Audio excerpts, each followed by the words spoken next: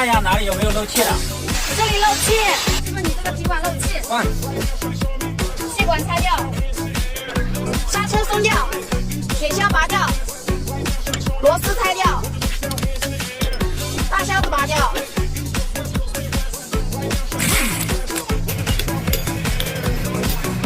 就这个地方漏气，新的多上。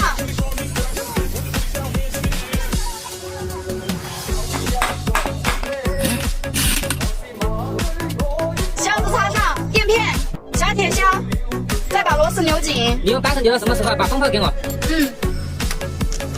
手拉开。再调一下刹车就可以了。气管装上。